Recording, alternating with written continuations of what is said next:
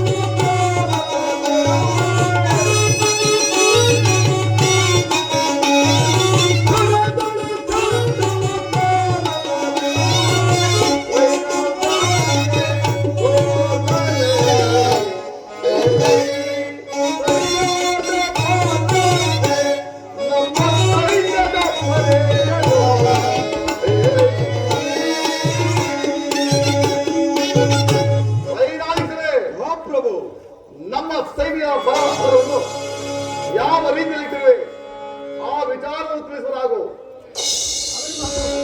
ಅಪ್ಪಣೆ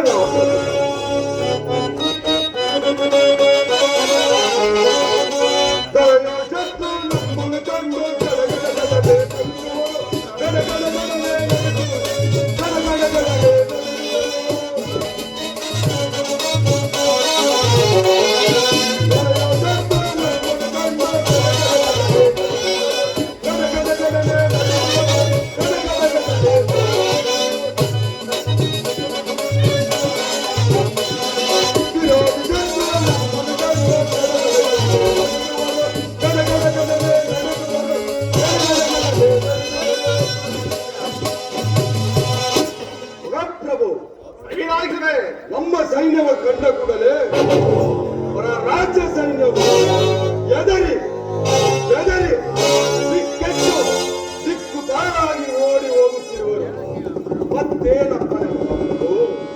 ಬಲೆ ಬಲೆ ಸೈನ್ಯಾಧೀಕ್ಷರೇ, ನಿನ್ನಂತ ಅಸಹಾಯ ಸೂರನಾದ ಸೈನ್ಯಾಧೀಕ್ಷರು, ನಿಪುಣ ಬುದ್ಧಿಯುಳ್ಳ ಮಂತ್ರಿಯು ಈ ನನ್ನ ಆಸ್ಥಾನದಲ್ಲಿರುವಾಗ ನನಗೆ ಯಾವ ಬಗೆಯಲ್ಲಿ ತಾನು ಕುಂದುಕೊರತೆ ಉಂಟಾಗುವುದು? ಸೈನ್ಯಾಧೀಕ್ಷರೇ, ಪ್ರಭು ನೀನಿಂದ ನಿನ್ನ ಸೈನ್ಯವನ್ನು ಸಂತೈಸಲು ಹೊರಡುವನಾಗು. ಅಪ್ಪನೇ ಮಹಾರಾಜರಿಗೆ ಜಯವಾಗಲಿ. ಚಾರಣೆ ಯಾರೊಬ್ಬ ಬಡ ಬ್ರಾಹ್ಮಣ 2 ಮಕ್ಕಳನ್ನು ಕಟ್ಟಿಕೊಂಡು ದ್ವಾರ ಬಾಗಿಲಲ್ಲಿ ಕಾದಿ ಕುಳಿತಿರೋರು. ಆತನನ್ನು ಬಹಳ ಮರ್ಯಾದೆಯಿಂದ ನನ್ನ ಆಸ್ಥಾನಕ್ಕೆ ಕರೆದುಕೊಂಡು ಬಂದೆ.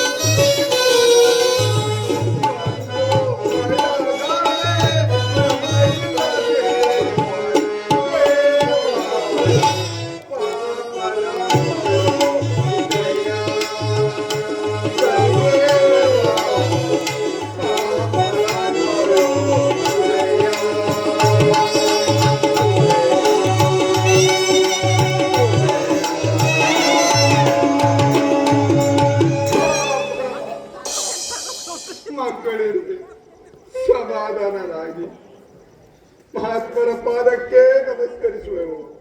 ಅಯ್ಯ, ನಿಮಗೆ ಮಂಗಲವಾಗಲಿ ಬೇರೆ ಕೇಳಿ. ಅಯ್ಯ, ನೀನು ಯಾರು? ಅಲ್ಲದೆ ಈ ಮಕ್ಕಳು ಯಾರು? ಅದು ಅಲ್ಲದೆ ನೀವು ಈ ರೀತಿ ಅಲೆದಾಡುತ್ತಿರುವ ಕಾರಣವೇನು? ಮಹಾಪ್ರಭು, ನಾನು ಒಬ್ಬ ದೇವದತ್ತನೆಂಬ ಬಡ ಬ್ರಾಹ್ಮಣನು. ಇಂದಿಗೆ 7ನೇ ವರ್ಷದಲ್ಲಿ ನಮ್ಮ ತಂದೆಯವರು ಸ್ವರ್ಗಸ್ಥರಾದರು. ಅಂದಿನಿಂದ ಇಂದಿನವರೆಗೂ ತಿನ್ನಲು ಅನ್ನವಿಲ್ಲದೆ, ಒಡೆಯಲು ವಸ್ತ್ರವಿಲ್ಲದೆ, ವಾಸ ಮಾಡಲು ಸ್ಥಳವೂ ಸಹ ಗತಿಯಿಲ್ಲದೆ ಅಲೆದಾಡುತ್ತಿರುವ ನನ್ನನ್ನು ದಾರಿದ್ರ ಎನ್ನುವರು ಸ್ವಾಮಿ. ಈ ತರ ಆಡ್ತಿರುವ ಮಾತುಗಳನ್ನು ಕೇಳಿದೆಯಾ ಮಂತ್ರಿ? ಪ್ರಪಂಚದಲ್ಲಿ ಸೃಷ್ಟಿ ಮಾಡಿರ್ತಕ್ಕಂಥ ಆ ಪರಮಾತ್ಮನು ಎಲ್ಲರನ್ನೂ ಏಕೆ ಒಂದೇ ಸಮನಾಗಿ ಇಡಬಾರದಾಗಿತ್ತು ಮಂತ್ರಿ? ಮಂತ್ರಿ, ಆ ಆಗಿರಲಿ, ಈ ಮಕ್ಕಳನ್ನು ನೋಡಿದರೆ ನನಗೆ ಬಹಳ ಸಂಕಟವೇ ಆಗುತ್ತಿರುವುದು. ಈ ಮಕ್ಕಳನ್ನು ಕರೆದುಕೊಂಡು ಹೋಗಿ ನಮ್ಮ ಅರಮನೆಯಲ್ಲಿ ಭೋಜನವನ್ನು ಮಾಡಿಸಿಕೊಂಡು ಕರೆದುಕೊಂಡು ಬಾ ಮಂತ್ರಿ. ಆಗಬಹುದು ಮಹಾಪ್ರಭು. ಮಹಾಪ್ರಭು, ನೀವು ಆಗಿಸುವ ಭೋಜನವು ನನಗಲ್ಲದೆ ಈ ನನ್ನ ಮಕ್ಕಳಿಗೂ ಸಹ ಬೇಡವಾಗಿದೆ ಪ್ರಭು, ಬೇಡವಾಗಿದೆ. ಏನು, ನಾನು ಆಗಿಸುವ ಭೋಜನವು ನಿನಗಲ್ಲದೆ ಈ ಮಕ್ಕಳಿಗೂ ಸಹ ಬೇಡವೇ? ಬೇಡವಾಗಿದೆ ಪ್ರಭು, ಬೇಡವಾಗಿದೆ. ಮಂತ್ರಿ, ಮಹಾಪ್ರಭು, ಈ ಮಕ್ಕಳನ್ನು ನೋಡಿದರೆ ಚಳಿ ಗಾಳಿಯಲ್ಲಿ ಗಡಗಡ ನಡಿಗಿ ಬಳಲಿ ಬೆಂಡಾಗಿರುವರು. ಈ ಮಕ್ಕಳನ್ನು ಕರೆದುಕೊಂಡು ಹೋಗಿ ನಮ್ಮ ಅರಮನೆಯಲ್ಲಿ ವಸ್ತ್ರ ಆಭರಣವನ್ನು ತೊಡಿಸಿಕೊಂಡು ಕರೆದುಕೊಂಡು ಬಾ ಮಂತ್ರಿ. ಆಗಬಹುದು ಮಹಾಪ್ರಭು. ಪ್ರಭು, ನೀವು ತೊಡಿಸುವ ವಸ್ತ್ರಾಭರಣವು ನನಗಲ್ಲದೆ ಈ ನನ್ನ ಮಕ್ಕಳಿಗೂ ಸಹ ಬೇಡವಾಗಿದೆ ಪ್ರಭು, ಬೇಡವಾಗಿದೆ. ಏನು, ನಾನು ಕೊಡಿಸುವ ವಸ್ತ್ರಾಭರಣವು ನಿನಗಲ್ಲದೆ ನಿನ್ನ ಮಕ್ಕಳಿಗೂ ಸಹ ಬೇಡವೇ? ಬೇಡವು ಪ್ರಭು, ಬೇಡವು. ಮಂತ್ರಿ, ಮಹಾಪ್ರಭು, ನಮ್ಮ ಅರಮನೆಯಿಂದ ಅಷ್ಟು ದ್ರವ್ಯವನ್ನು ತಂದು ಈತನ ಕೈಯಲ್ಲಿ ಕೊಡುವನಾಗು. ಆಗಬಹುದು ಮಹಾಪ್ರಭು. ಮಹಾಪ್ರಭು, ಏನು ಪರಿಹಾಸ್ಯ ಮಾಡುತ್ತಿರುವಿರ? ತಿನ್ನಲು ಅನ್ನವಿಲ್ಲದೆ, ಒದೆಯಲು ವಸ್ತ್ರವಿಲ್ಲದೆ, ವಾಸ ಮಾಡಲು ಸ್ಥಳವೂ ಸಹ ಗತಿಯಿಲ್ಲದೆ ಅಲೆದಾಡುತ್ತಿರುವ ನಾನು ನೀವು ಕೊಡುವ ದ್ರವ್ಯವನ್ನು ಎಲ್ಲಿ ತಾನೇ ಬಚ್ಚಿಟ್ಟುಕೊಂಡು ಜೀವಿಸಲಿ ಪ್ರಭು, ಜೀವಿಸಲಿ.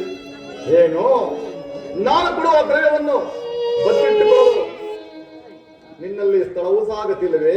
ಗತಿ ಇಲ್ಲ ಮಹಾಪ್ರಭು, ಗತಿ ಇಲ್ಲ. ಅಯ್ಯ ದಾರಿದ್ರನೇ, ಇಲ್ಲಿ ಬಾ. ಬಂದೆನು. ನಮ್ಮ ಅರಮನೆಯ ಹಿಂಭಾಗದಲ್ಲಿ ನಿನಗೊಂದು ದೊಡ್ಡದಾದ ಮನೆಯನ್ನು ಕಟ್ಟಿಸಿಕೊಡುವೆನು.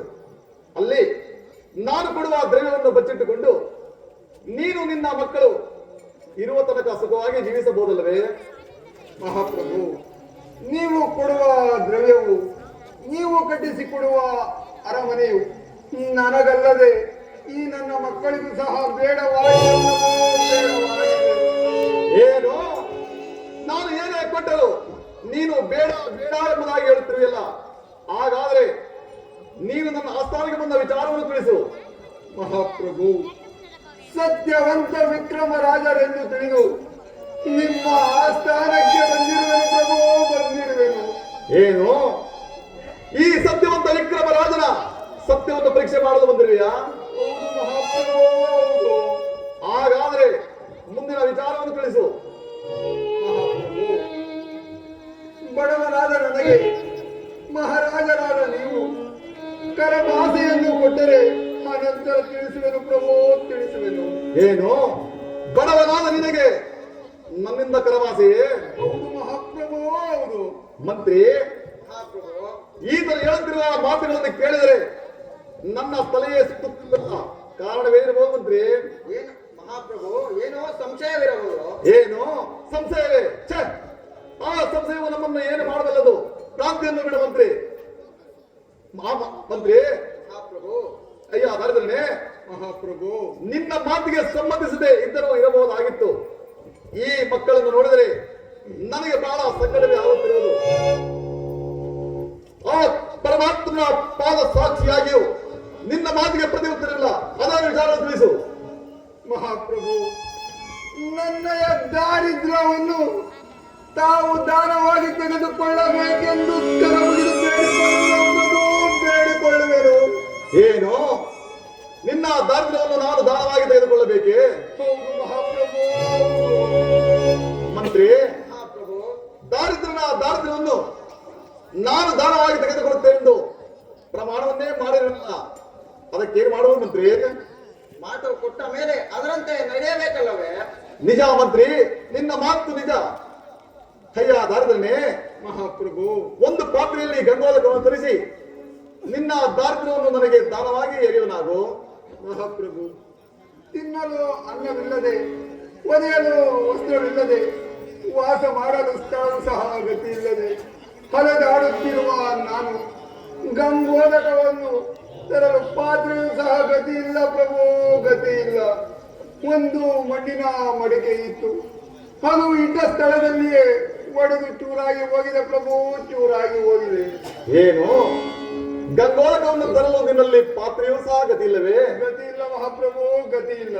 ಮಂತ್ರಿ, ಮಹಾಪ್ರಭು ನಮ್ಮ ಅರಮನೆಯಿಂದ ಒಂದು ಪಾತ್ರೆಯಲ್ಲಿ ಗಂಗೋದಕವನ್ನು ತರಿಸಿ ಈತನ ಕೈಯಲ್ಲಿ ಕೊಡುವನಾಗು. ಆಗಬಹುದು ಮಹಾಪ್ರಭು.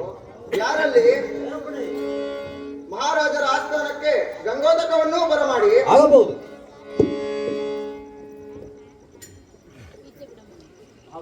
ಮಹಾಪ್ರಭು, ಗಂಗೋದಕವು ಸಿದ್ಧವಾಗಿರುವುದು. ಅಯ್ಯ ದಾರಿದನ್ನೇ ಮಹಾಪ್ರಭು ತೆಗೆದುಕೋ. ನಿನ್ನ ದಾರಿದ್ರ್ಯವನ್ನು ನನಗೆ ದಾನವಾಗಿ ಎರೆಯುವ ನಾವು. ಮಹಾಪ್ರಭು ಏಕೋಚಿತ್ತ ಮನೋಭಾವದಿಂದ ತಮ್ಮ ಎರಡು ಕರಗಳನ್ನು ಜೋಡಿಸಿ ನಿಂತರೆ ನನ್ನಯ ದಾರಿದ್ರ್ಯವನ್ನು ನಿಮಗೆ ದಾನವಾಗಿ ಎರೆದು ಕೊಡುವೆನು. ಆಗಬಹುದು. ಹರೇ ವಾಸುದೇವ.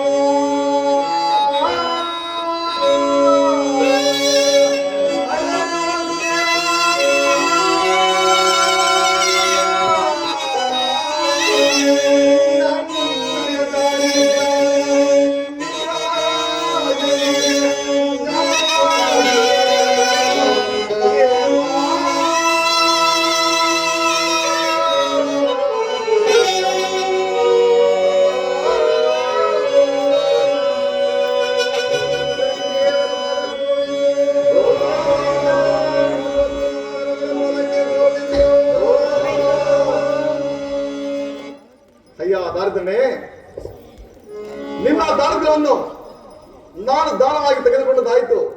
ಮುಂದಿನ ವಿಚಾರವನ್ನು ತಿಳಿಸು. ಮಹಾಪ್ರಭು ನಿಮ್ಮಿಂದ ನಾನು ಅಲ್ಲದೆ ಈ ನನ್ನ ಮಕ್ಕಳು ಸಹ ಧನ್ಯರಾದೆವು. ತಮ್ಮ ಅಪ್ಪಣೆಯಾದರೆ ನಾವಿನ್ನೂ ಹೊರಡುವೆವು. ಅಯ್ಯ, ನಿಮಗೆ ಆ ಪರಮಾತ್ಮನ ಮಂಗಳವನ್ನುಂಟು ಮಾಡಲಿ. ನೀವಿನ್ನು ಹೋಗಿದ್ದೇನೆ ಮಕ್ಕಳ ನಡೆಯಲಿ ಹೊರಡುವ. ಮಂತ್ರಿ, ಮಹಾಪ್ರಭು ದಾರಿದ್ರ್ಯವನ್ನು ನಾನು ದಾನವಾಗಿ ತೆಗೆದುಕೊಂಡದ್ದಾಯಿತು. ಈ ದಾರಿದ್ರ್ಯ ಭಾಗವು ಯಾವ ಕಾರಣದಿಂದ ಬರುವುದು ಎಂಬುದನ್ನು ಯಾರಿಂದ ಕೇಳಿ ತಿಳಿಯಬೇಕು ಮಂತ್ರಿ. ಮಹಾಪ್ರಭು, ನಮ್ಮ ಅರಮನೆಯ ಪುರೋಹಿತರನ್ನು ಕಳಿಸಿ ಅವರಿಂದ ತಿಳಿಯಬಹುದಲ್ಲವೇ? ಹಾಗಾದ್ರೆ ನಮ್ಮ ಅರಮನೆ ಪುರೋಹಿತರನ್ನು ನನ್ನ ಆಸ್ಥಾನಕ್ಕೆ ಬರಮಾಡುವನಾಗು. ಆಗಬಹುದು ಮಹಾಪ್ರಭು. ಯಾರಲ್ಲಿ ಅರ್ಪಣೆ. ನಮ್ಮ ಆಸ್ಥಾನಕ್ಕೆ ರಾಜ ಪುರೋಹಿತರನ್ನು ಬರಮಾಡಿ. ಆಗಬಹುದು.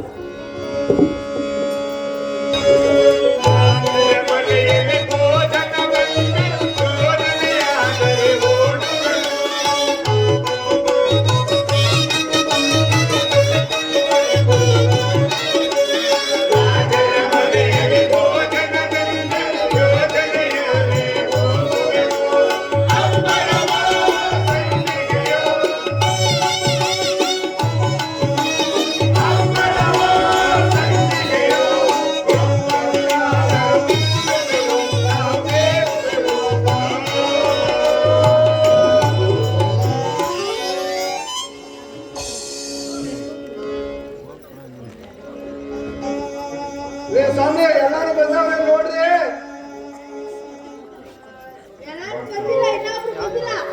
ಇನ್ನೊಬ್ಬ ಪುಟ್ಟು ಶಾಸ್ತ್ರಿ ಬರ್ಬೇಕಿತ್ತಲ್ಲ ಸ್ವಾಮಿ. ಒಬ್ಬ ಸ್ವಾಮಿ ಈ ಕಡೆನೇ ಬರ್ತಾವ್ರೆ.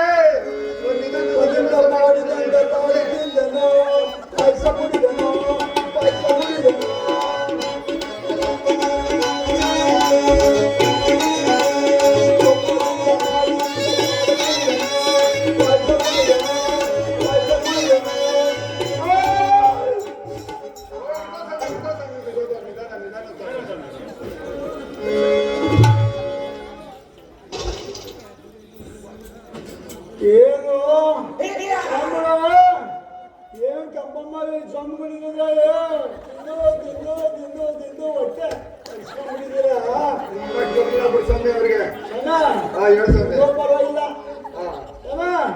ನಿಮ್ದು ಸ್ವಲ್ಪ ಬರ್ತಾ ಇದೆ ಹೊಟ್ಟೆ. ಸಮ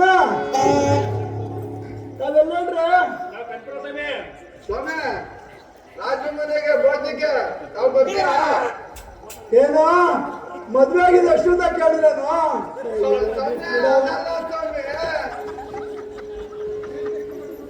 ಸ್ವಾಮಿ ರಾಜ ಮನೆಗೆ ಬೋಧಕ್ಕೆ ಏ ಜಾಸ್ತಿ ಆಗಿರೋ ಬರೋ ಮೂರು ಮದುವೆ ಮಾಡ್ಕೊಂಡು ಈ ಕಡೆ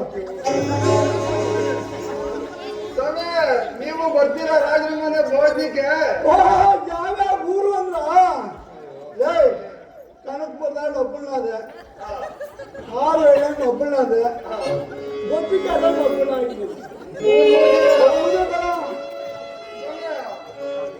ಮೊದಲನೇ ಇಂಡಿಯವರು ಸೆಕೆಂಡ್ ಮೂರನೇವರು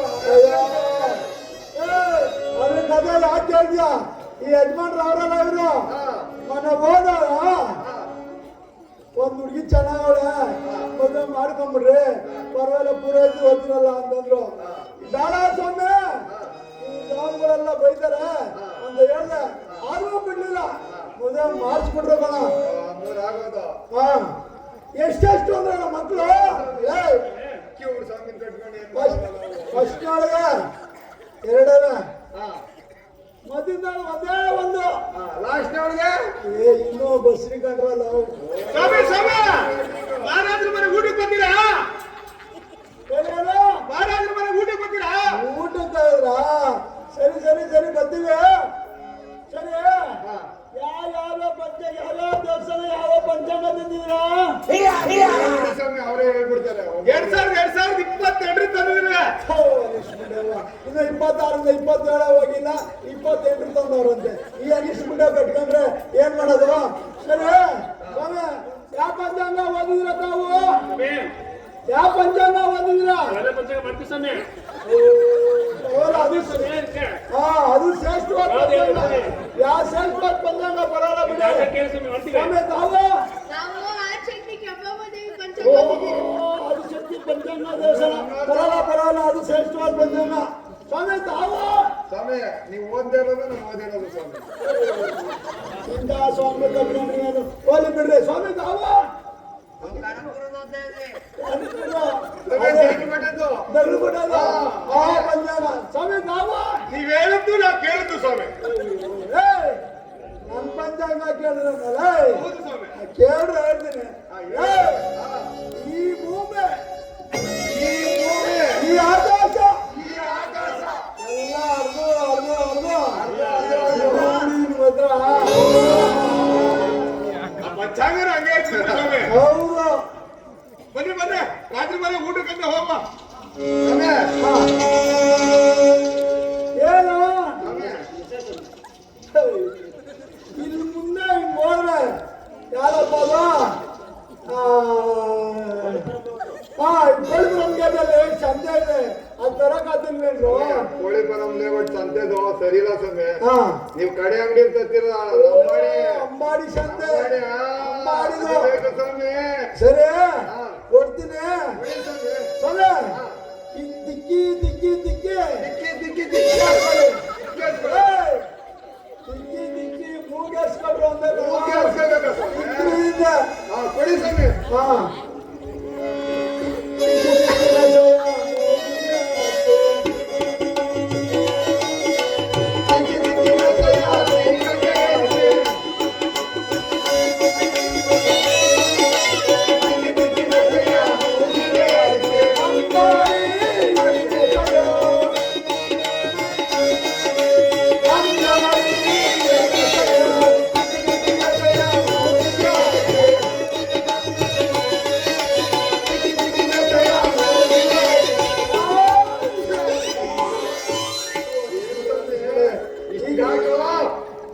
ಸರಿ ಮನೇಲಿ ಏನು ಔದ್ರ ಉಟ್ಬಿಡಾರಂತೆ ಕುಂಬಳಿಕಾಯಿ ಕೊಡ್ತಾರೆ ಹಾಕೊಂಡು ಹೋಗ್ಬಿಟ್ಟು ಚೆನ್ನಾಗ್ ಮಸ್ಬಿಟ್ಟು ಮಾಡ್ಬಿಟ್ಟು ಚೆನ್ನಾಗ್ ತಿಂದ್ಬಿಡೋಣ ನಡ್ರಿ ಹೋಗೋಣ ಎಲ್ಲಿ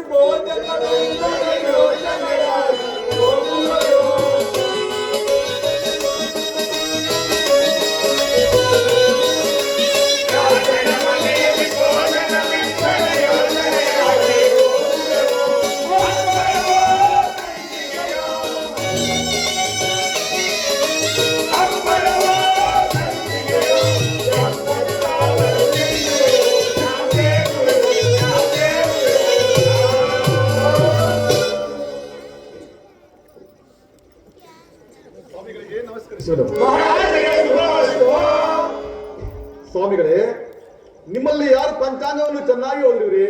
ಮಹಾರಾಜ ಆ ಜ್ಯೋತಿಷ ಪಂಚಾಂಗ ನಾನು ಸಾಪಲ್ಲನು. ಸ್ವಾಮಿಗಳೇ, ಮನುಷ್ಯನಿಗೆ ದಾರಿದ್ರ್ಯ ಭಾಗವು ಯಾವ ಕಾರಣದಿಂದ ಬರುವುದು ಸ್ವಾಮಿಗಳೇ? ಮನುಷ್ಯನಿಗೆ 9 ಗ್ರಹವು ನವಗ್ರಹವು ಈ ಮಹಾಪ್ರಭು, ಮನುಷ್ಯನಿಗೆ ಗ್ರಹಗತಿಗಳ ಕಾಟವು ಅನುಕೂಲತೆ ಇಲ್ಲದೆ ಹೋದಾಗ ದಾರಿದ್ರ್ಯ ಭಾಗವು ಬರುವುದು ಮಹಾಪ್ರಭು. ಏನು ಸ್ವಾಮಿಗಳೇ, ಗ್ರಹ ಗಾದಿಗಳ ಕಾರಣವು ಸರಿ ಇಲ್ಲದೆ ಹೋದರೆ ಮನುಷ್ಯನಿಗೆ ದಾರಿದ್ರ್ಯ ಭಾಗ ಬರುವುದೇ? ಹೌದು ಮಹಾಪ್ರಭು. ಹಾಗಾದ್ರೆ ಆ ದಾರಿದ್ರ್ಯ ಭಾಗವಾದವಾಗಿ ಪುನಃ ಐಶ್ವರ್ಯವಂತನಾಗಬೇಕಾದ್ರೆ ಏನು ಮಾಡಬೇಕು ಸ್ವಾಮಿಗಳೇ? ಮಹಾಪ್ರಭು, 9 ನವಗ್ರಹಗಳನ್ನು ಭಯ ಭಕ್ತಿಯಿಂದಲೂ ಫಲ ಪುಷ್ಪಗಳಿಂದಲೂ ವಿನಯದಿಂದಲೂ ಪೂಜೆಯನ್ನು ಮಾಡಿದರೆ ದಾರಿದ್ರ್ಯ ಭಾಗವು ಹೋಗಿ ಪುನಃ ಐಶ್ವರ್ಯವಂತನಾಗುವುದರಲ್ಲಿ ಬೇರೊಂದು ಮಾತಿಲ್ಲ ಮಹಾಪ್ರಭು, ಬೇರೊಂದು ಮಾತಿಲ್ಲ. ಏನು ಸ್ವಾಮಿಗಳೇ, 9 ನವಗ್ರಹಗಳನ್ನು ಪೂಜೆ ಮಾಡಿದರೆ ದಾರಿದ್ರ್ಯ ಭಾಗವು ಹತವಾಗಿ ಪುನಃ ಐಶ್ವರ್ಯವಂತನಾಗುವನೇ? ಹೌದು ಮಹಾಪ್ರಭು, ಹೌದು. ಹಾಗಾದ್ರೆ ಆ ನವಗ್ರಹಗಳನ್ನು ಪೂಜೆ ಮಾಡಲು ನಾನು ತುಂಬಾ ಇಷ್ಟವುಳ್ಳವನಾಗಿರಲು ನೀವು ಒಬ್ಬೊಬ್ಬರಾಗಿ ಒಂದೊಂದು ಗ್ರಹದ ಮಹಿಮೆಯನ್ನು ತಿಳಿಸಿ. ಮಹಾಪ್ರಭು, ಹಾಗಾದರೆ ನಿಮ್ಮ ಅರಮನೆಯಿಂದ ಪೂಜಾ ಸಾಮಗ್ರಿಗಳು ಅದು ಅಲ್ಲದೆ ಅರ್ಚಕರನ್ನು ಆ ಸ್ಥಾನಕ್ಕೆ ಬರಮಾಡಿ. ಮಂತ್ರಿ, ಮಹಾಪ್ರಭು ನಮ್ಮ ಅರಮನೆಯಿಂದ ಪೂಜಾ ಸಾಮಗ್ರಿಗಳನ್ನು ಹಾಗೂ ಅರ್ಚಕರನ್ನು ನಮ್ಮ ಆಸ್ಥಾನಕ್ಕೆ ಬರಮಾಡುವ ನಾವು. ಯಾರಲ್ಲಿ ಹೆರಪಡಿ ನಮ್ಮ ರಾಜಸ್ಥಾನಕ್ಕೆ ಪೂಜಾ ಸಾಮಗ್ರಿಗಳು ಪೂಜಾ ಸಾಮಗ್ರಿಗಳನ್ನು ಬರಮಾಡಿ, ಅರ್ಚಕರನ್ನು ಬರಮಾಡಿ. ಆಗಬಹುದು.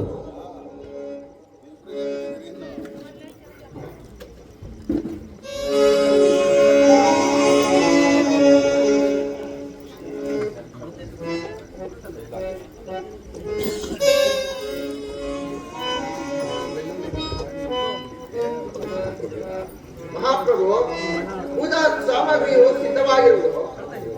ವಿರೋಧ ಏನು ಮಾಡಿ? ಸ್ವಾಮಿಗಳೇ, ಪೂಜಾ ಸಾಮಗ್ರಿಗಳು ಸಿದ್ಧವಾಗಿರುವುದು. ನೀವು ಒಬ್ಬೊಬ್ಬರಾಗಿ ಒಂದೊಂದು ಗ್ರಹದ ಮಹಿಮೆಯನ್ನು ತಿಳಿಸಿ. ಮಹಾರಾಜ, ಮೊದಲನೇ ವಾರ ಸೂರ್ಯ ಎಂಬ ಗ್ರಹವನ್ನು ಭಕ್ತಿಯಿಂದಲೂ ವಿನಯದಿಂದಲೂ ಪೂಜೆಯನ್ನು ಮಾಡುವುದರಾಗಿ ಆಗಬಹುದು ಸ್ವಾಮಿಗಳೇ.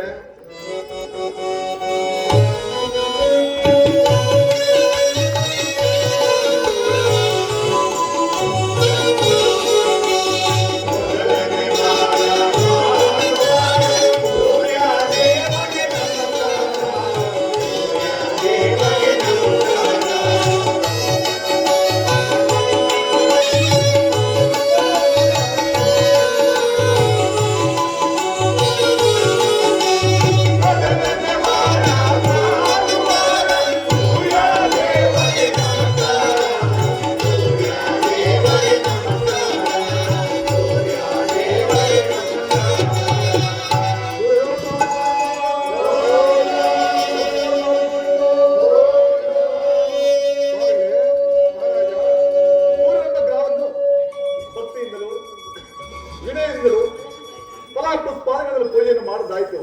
ಮುಂದಿನ ಗ್ರಹದ ಮಹಿಮೆಯನ್ನು ತಿಳಿಸಿ. ಮಹಾರಾಜ, ಸೂರ್ಯಾಗ್ರಹಕ್ಕಿಂತಲೂ ಚಂದ್ರಾಗ್ರಹವು ತುಂಬಾ ಶ್ರೇಷ್ಠವಾಗಿರುವುದು. ಅದನ್ನು ಭಯ ಭಕ್ತಿಯಿಂದಲೂ ವಿನಯದಿಂದಲೂ ಪೂಜೆಯನ್ನು ಮಾಡುವರಾಗಿ. ಆಗಬಹುದು ಸ್ವಾಮಿಗಳೇ.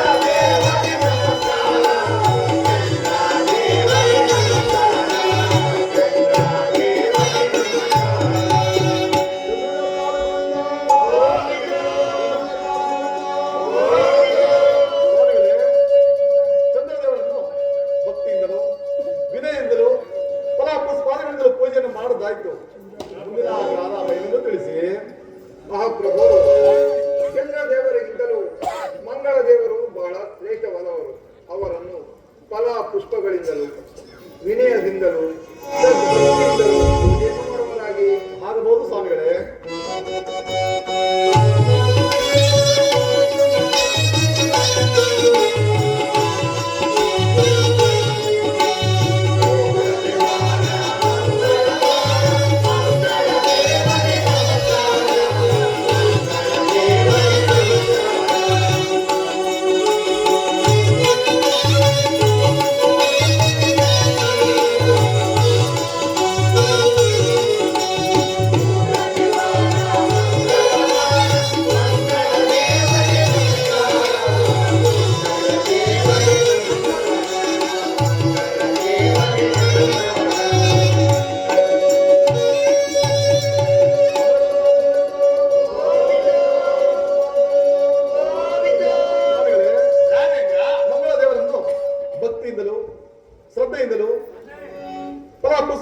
ಪೂಜೆಯನ್ನು ಮಾಡುದಾಯ್ತು.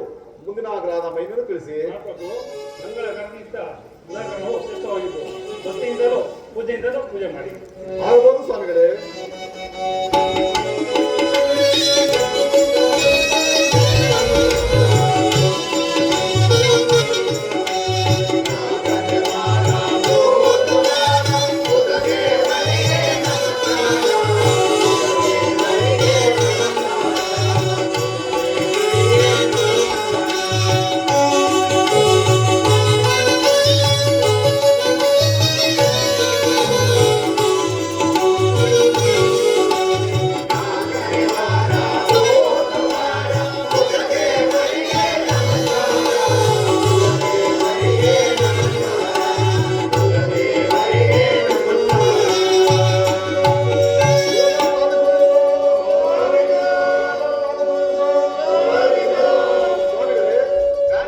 ಕುಲದೇವರನ್ನು ಭಕ್ತಿಯಿಂದಲೂ ಶ್ರದ್ಧೆಯಿಂದಲೂ ಫಲಪುಷ್ಪಾದಿಗಳಿಂದಲೂ ಪೂಜೆಯನ್ನು ಮಾಡುದಾಯ್ತು. ಮುಂದಿನ ಆಗ್ರಹದ ಮಹಿಮೆಯನ್ನು ತಿಳಿಸಿ. ಮಹಾಪ್ರಭು, ಬುಧದೇವರಿಗಿಂತಲೂ ಗುರುದೇವರು ಬಹಳ ಶ್ರೇಷ್ಠವಂತವರು. ಅವರನ್ನು ಭಕ್ತಿಯಿಂದಲೂ ವಿನಯದಿಂದಲೂ ಪೂಜೆಯನ್ನು ಮಾಡುವಂತರಾಗಿ. ಆಗಬಹುದು ಸ್ವಾಮಿಗಳೇ.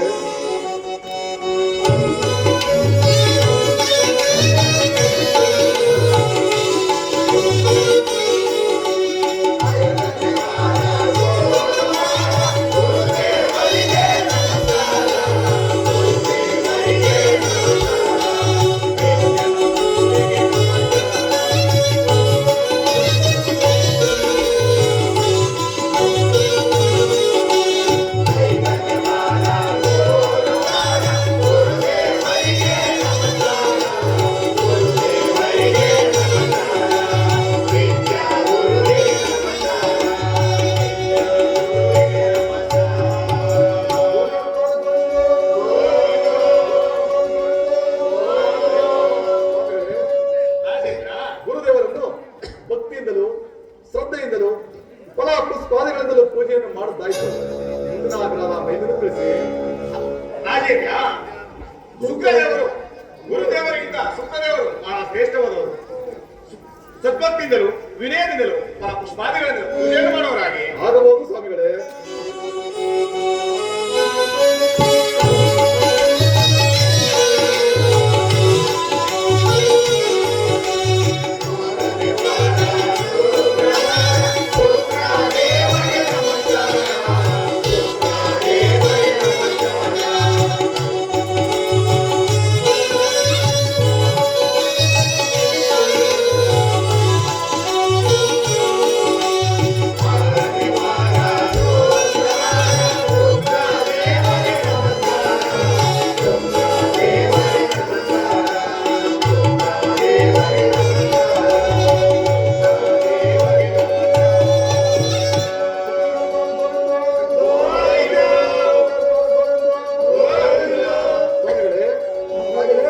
ಶುಕ್ರದೇವರನ್ನು ಭಕ್ತಿಯಿಂದಲೂ ವಿನಯದಿಂದಲೂ ಫಲಪುಷ್ಪಾದಿಗಳಿಂದಲೂ ಪೂಜೆಯನ್ನು ಮಾಡುದಾಯ್ತು.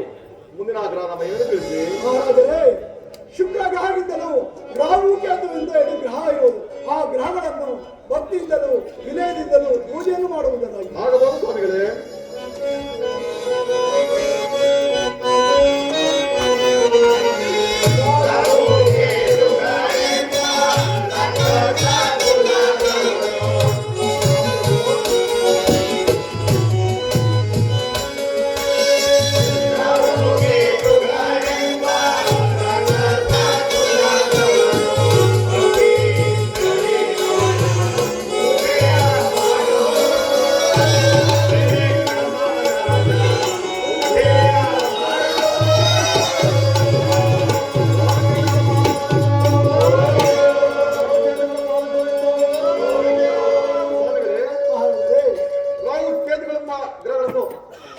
ಭಕ್ತಿಯಿಂದಲೂ ವಿನಯದಿಂದಲೂ ಫಲಪುಷ್ಪಾದಿಗಳಿಂದಲೂ ಪೂಜೆಯನ್ನು ಮಾಡುವುದಾಯಿತು. ಮುಂದಿನ ಆಗ್ರಹದ ಮಹಿಮೆಯನ್ನು ತಿಳಿಸಿ. ಮಹಾಪ್ರಭು, ಇವರು ಎಲ್ಲರೂ ಹೇಳಿದ ಗ್ರಹಕ್ಕಿಂತಲೂ ಒಂದು ಶ್ರೇಷ್ಠವಾದ ಗ್ರಹ ಇರುವುದು. ಆ ಗ್ರಹದ ವಿಚಾರವನ್ನು ಹೇಳಲು ನನ್ನ ಮೈಯೇ ನಡೆಯುತ್ತಿರುವುದು ಮಹಾರಾಜ, ನಡೆಯುತ್ತಿರುವುದು. ಏನು ಸ್ವಾಮಿಗಳೇ, ಇಲ್ಲಿಯವರೆಗೂ 8 ಗ್ರಹಗಳನ್ನು ಪೂಜೆ ಮಾಡಿ ಅದೊಂದು ಗ್ರಹವನ್ನು ಬಿಡುವುದುಂಟೆ? ಅದು ಎಂತಹ ಗ್ರಹ ಆದರೂ ಸರಿ, ನಾನು ಪೂಜೆ ಮಾಡೋದು ತುಂಬಾ ಇಷ್ಟವಾದ ತಿಳಿಸಿ. ಹಾಗಾದರೆ ಶನಿ ಎಂಬ ಗ್ರಹವನ್ನು ಫಲ ಪುಷ್ಪಗಳಿಂದಲೂ ವಿನಯದಿಂದಲೂ ಸದ್ಭಕ್ತಿಯಿಂದಲೂ ಪೂಜೆಯನ್ನು ಮಾಡುವರಾಗಿ ಅನಂತರ ಆತನ ಮಹಿಮೆಯನ್ನು ತಿಳಿಸುತ್ತೇವೆ. ಅದು ಹೋಗು ಸ್ವಾಮಿಗಳೇ.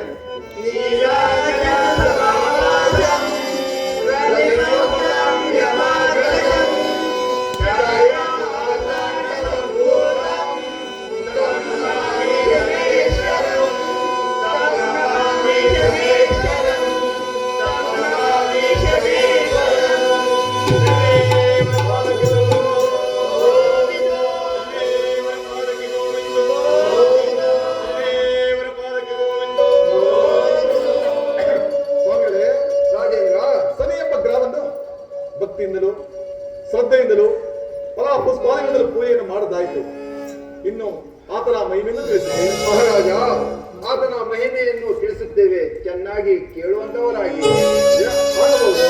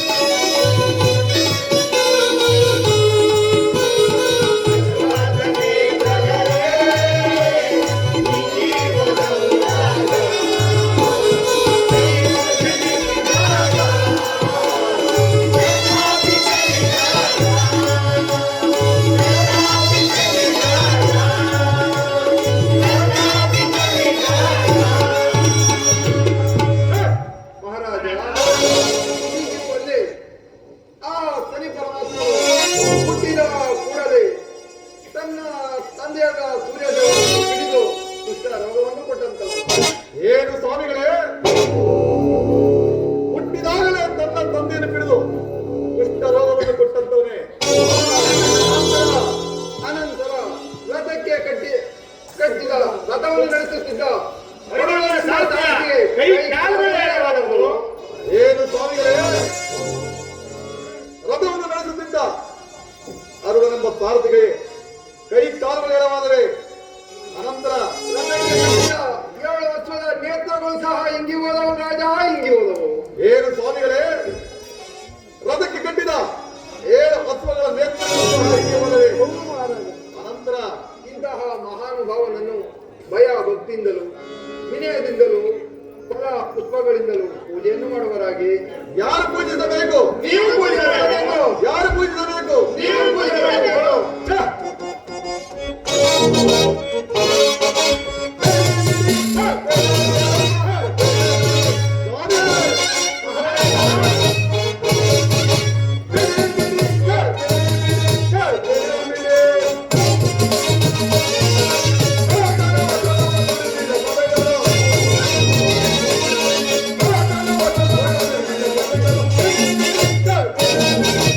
ಸ್ವಾಮಿ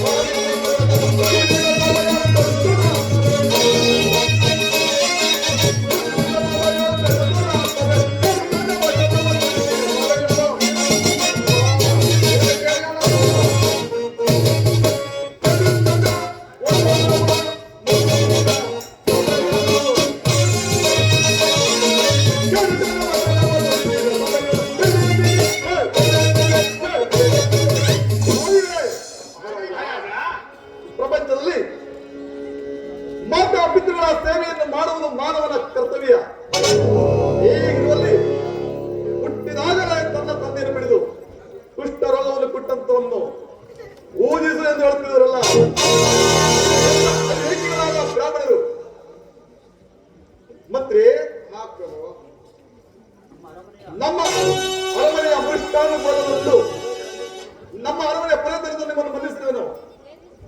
ನಿಮ್ಮ ಮಂತ್ರಿ, ನಮ್ಮ ಅರಮನೆಯ ಪುರೋಹಿತರೆಂದು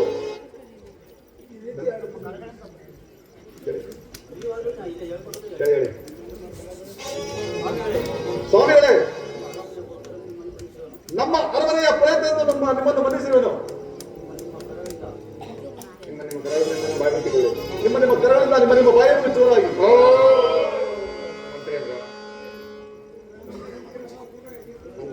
ಮಂತ್ರಿ ಮಂತ್ರಿ, ಮಹಾಪ್ರಭು, ಪ್ರಪಂಚದಲ್ಲಿ ಮಾತಾಪಿತೃಗಳ ಸೇವೆಯನ್ನು ಮಾಡುವುದು ಮಾನವನ ಕರ್ತವ್ಯ. ಈಗಿರುವಲ್ಲಿ ಹುಟ್ಟಿದಾಗಲೇ ತನ್ನ ತಂದೆಯನ್ನು ಪಿಡಿದು ಕುಷ್ಠ ರೋಗವನ್ನು ಕೊಟ್ಟಂತವರನ್ನು ಪೂಜಿಸು ಎಂದು ಹೇಳುತ್ತಿರುವರಲ್ಲ, ಇವರು ಎಂತ ಅವಿವೇಕಿಗಳಾದ ಬ್ರಾಹ್ಮಣರು ನೋಡಿದೆಯಾ ಮಂತ್ರಿ? ನೋಡಿದರು ಮಹಾಪ್ರಭು. ಮಂತ್ರಿ, ಮಹಾಪ್ರಭು, ಮಹಾಪ್ರಭು, ನಮ್ಮ ಅರಮನೆಯ ಉಳಿಯನ್ನವನ್ನು ತಿಂದು ಈ ಬ್ರಾಹ್ಮಣನ ಹೊಟ್ಟೆಯನ್ನು ಬೆಳೆಸಿಕೊಂಡು ಈ ರೀತಿ ಪ್ರಸನ್ನವಾದ ಮಾತುಗಳನ್ನು ಆಡುತ್ತಿರುವರು. ಭಲೆ ಭಲೆ ಮಂತ್ರಿ, ಒಳ್ಳೆಯ ಮಾತನ್ನೇ ಹೇಳಿದೆ. ಸ್ವಾಮಿಗಳೇ, ನೀವೆಲ್ಲರೂ ನಮ್ಮ ಅರಮನೆಯ ಪುರೋಹಿತರನ್ನು ಬಂಧಿಸಿರುವೆನು. ನಿಮ್ಮ ಕರಗಳಿಂದ ನಿಮ್ಮ ಬಾಯಿಯನ್ನು ತೆಗೆಯುವರಾಗಿ.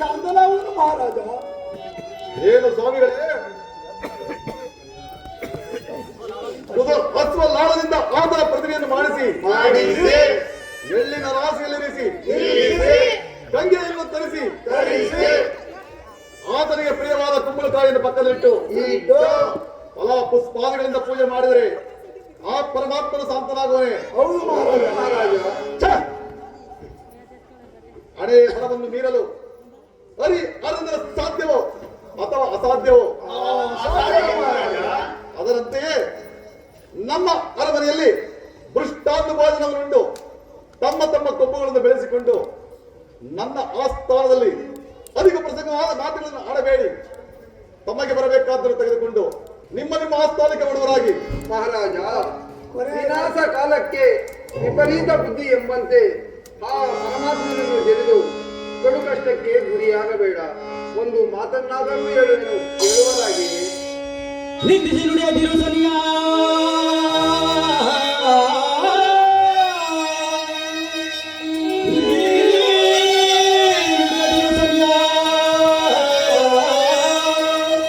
ನಿನ್ನ ಕನ್ಯರಾಶಿಗೆ ಬಂದು ಅಗೋಣವಾದ ಬೆಸವನ್ನು ತೋರುವನವನು.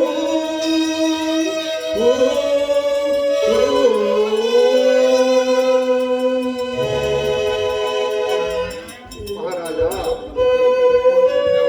ಬ್ರಹ್ಮದೇವನ ಆಡಬರೆ ಏನೆಂದು ಬರೆದಿರುತ್ತೋ ಅದರಂತೆ ಆಗಲಿ. ಈ ಕುಶವನ್ನು ಸ್ವೀಕರಿಸು, ನಾವಿನ್ನೂ ಹೊರಡುವೆವು. ಬರ್ರಪ್ಪ ಹೋಗ್ ಬರ್ರಿ. ಮಂತ್ರಿ, ಮಹಾಪ್ರಭು, ಈ ಸ್ವಾಮಿಗಳು ಕೊಟ್ಟ ಪುಸ್ತಕವನ್ನು ನನ್ನ ಅಂಗೈಯಿಂದ ಕೊಡಲಿ. ನನ್ನ ತಲೆಯ ಸುತ್ತುತ್ತಿರುವುದಲ್ಲ. ಕಾರಣವೇನಿರಬಹುದು ಮಂತ್ರಿ? ಏನೋ ಸಂಶಯ ಇರುವುದು. ಏನು ಸಂಶಯವೇ? ಛೆ, ಆ ಸಂಶಯವು ನಮ್ಮನ್ನು ಏನು ಮಾಡಬಲ್ಲದು? ಭ್ರಾಂತಿಯನ್ನು ಬಿಡು ಮಂತ್ರಿ. ಪ್ರಪಂಚದಲ್ಲಿ ಮಾತಾಪಿತೃಗಳ ಸೇವೆಯನ್ನು ಮಾಡುವುದು ಮಾನವನ ಕರ್ತವ್ಯ. ಈಗಿರುವಲ್ಲಿ ಹುಟ್ಟಿದಾಗಲೇ ತನ್ನ ತಂದೆಯನ್ನು ಬಿಡಿದು ಕುಷ್ಠ ರೋಗವನ್ನು ಕೊಟ್ಟಂತವನನ್ನು ಪೂಜಿಸಿ ಎಂದು ಹೇಳುತ್ತಿರಲ್ಲ. ಪೂಜೆ ಮಾಡಬಹುದೇ ಮಂತ್ರಿ? ಖಂಡಿತವಾಗಿ ಪೂಜೆ ಮಾಡಲು ಖಂಡಿತವಾಗಿ ಪೂಜಿಸಲಾಗದು. ಖಂಡಿತವಾಗಿ ಖಂಡಿತವಾಗಿ ಪೂಜಿಸಲಾಗದು. ಖಂಡಿತವಾಗಿ ಖಂಡಿತವಾಗಿ ಪೂಜಿಸಲಾಗದು.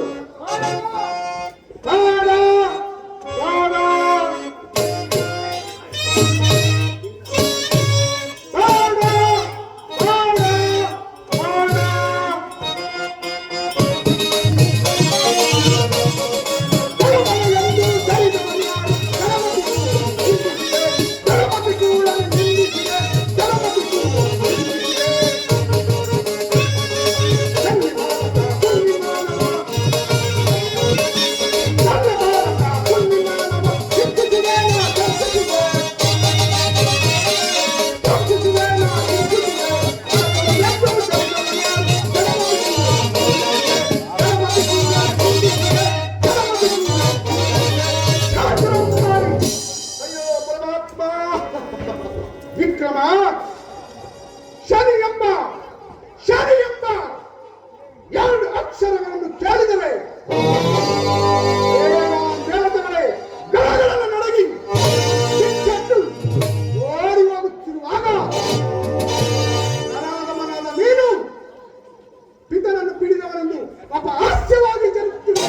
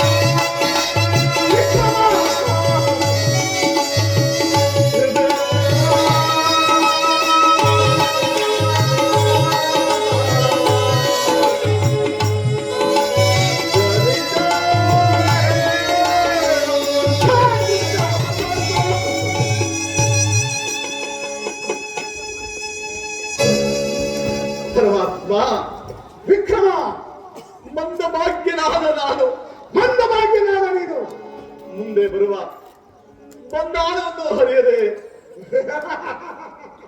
ನಿಮ್ಮನ್ನು ಜರಿದು ಪರಮ ಪಾಪಿಯಾದರೂ ಪರಮಾತ್ಮ ಈ ಪರಮ ಪಾಪಿಯ ಅಪರಾಧವನ್ನು ಮನ್ನಿಸಿ ಕಾಪಾಡಬೇಕೆಂದು ಬೇಡಿಕೊಳ್ಳುವರು ಪರಮಾತ್ಮ, ಬೇಡಿಕೊಳ್ಳುವರು. ಪರಮಾತ್ಮ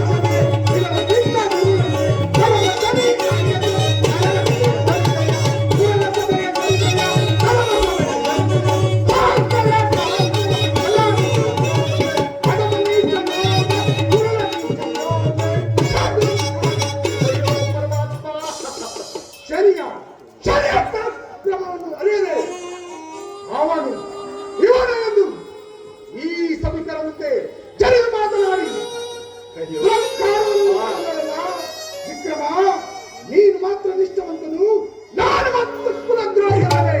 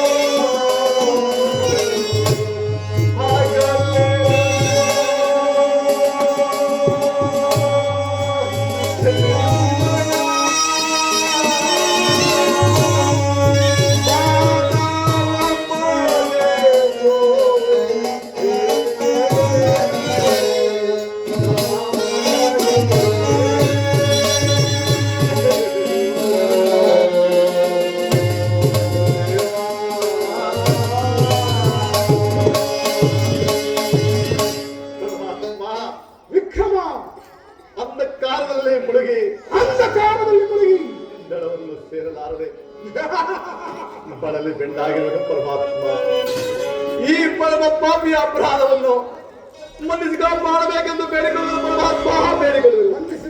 ಮನ್ನಿಸಿದ ದುರಂಕಾರಿ. ಅಯ್ಯೋ ಪರಮಾತ್ಮ, ಏನನ್ನ ಅಡಿಗೆ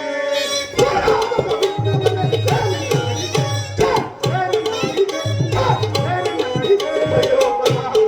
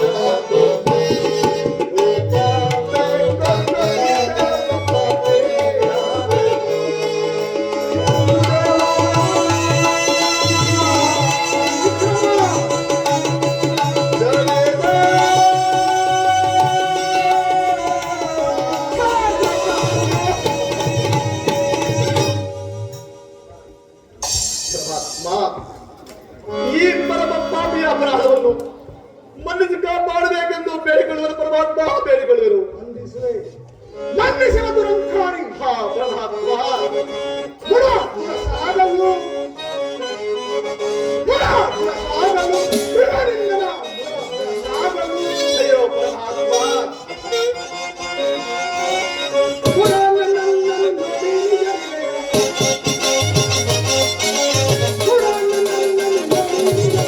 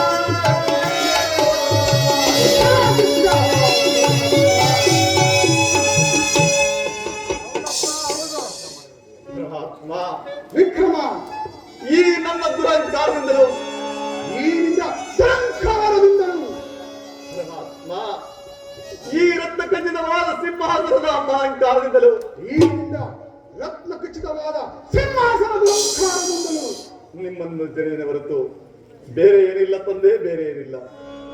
ಈ ಪರಮ ಪಾಪಿಯ ಅಪರಾಧವನ್ನು ಮನ್ನಿಸಿ ಕಾಪಾಡಬೇಕೆಂದು ಬೇಡಿಕೊಳ್ಳುವರು ಪರಮಾತ್ಮ, ಬೇಡಿಕೊಳ್ಳುವರು. ಮನ್ನಿಸುವ ದುರಂಕಾರಿ ದುರಂಕಾರಿಗೆ ನಮ, ದುರಂಕಾರಿಗೆ ನಮ.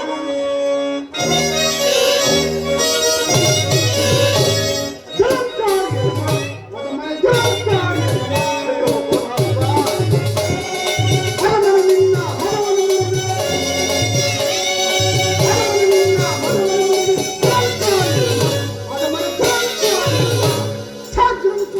ಅಯ್ಯೋ ಪರಮಾತ್ಮ, ಯಾವ ಕ್ಷಣದಲ್ಲಿ ಯಾವ ಗಳಿಗೆಯಲ್ಲಿ ಈ ನಿನ್ನ ಸಿಂಹಾಸನದ ಮೇಲೆ ಕುಳಿತು ಚಪ್ಪಾಳೆಯನ್ನು ತಟ್ಟಿದರು ಆ ನಿಮ್ಮ ಕರಾಚರಣೆಗಳನ್ನು ತುಂಡು ತುಂಡಾಗಿ ಆಗುವಂತೆ ಮಾಡುವೆ.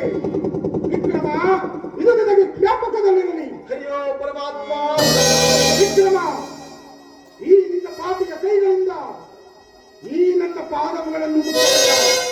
ದಾರಿಯನ್ನು ಬಿಡೋರಾಗುವೆ. ದಾರಿಯನ್ನು ಬಿಡೋರಾಗುವೆ. ಪರಮಾತ್ಮ ಬೇಡ. ದಾರಿಯನ್ನು ಬಿಡೋರಾಗುವೆ.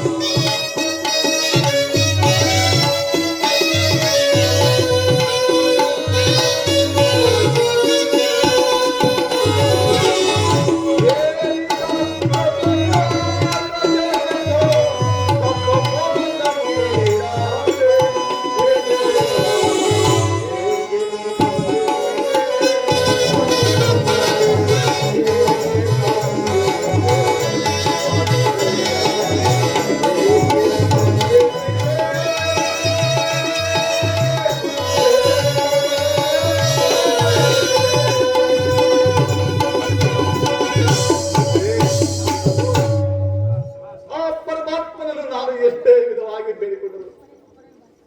ಹಿಡಿದ ಹಠವನ್ನು ಹಿಡಿದು ಕೋಪಾರುಡರಾಗಿ ಹೊರಟೇ ಹೋದ್ರಲ್ಲ ಮಂತ್ರಿ. ಇದಕ್ಕೇನು ಮಾಡುವುದು ಮಂತ್ರಿ? ದುಃಖಿಸಬೇಡಿ, ಶಾಂತರಾಗಿ. ನಿಜ ಮಂತ್ರಿ, ನಿನ್ನ ಮಾತು ನಿಜ. ಏರಿಗೆ ನೀರೇ ಲಕ್ಷಣ, ನಾರಿಗೆ ಗುಣವೇ ಲಕ್ಷಣ, ನೀರನಿಗೆ ಧೈರ್ಯವೇ ಲಕ್ಷಣ ಎಂಬಂತೆ ಹಿಂದೆ ನಮ್ಮ ಧರ್ಮಶಾಸ್ತ್ರದಲ್ಲಿ ಹೇಳಲ್ಪಟ್ಟಿರುವುದು. ಅದರಂತೆಯೇ ಆ ಪರಮಾತ್ಮನನ್ನು ಧ್ಯಾನಿಸಿಕೊಂಡು ರಾಜಕಾರಕ್ಕೆ ಹೋಗೋಣ ರೇ ಮಂತ್ರಿ.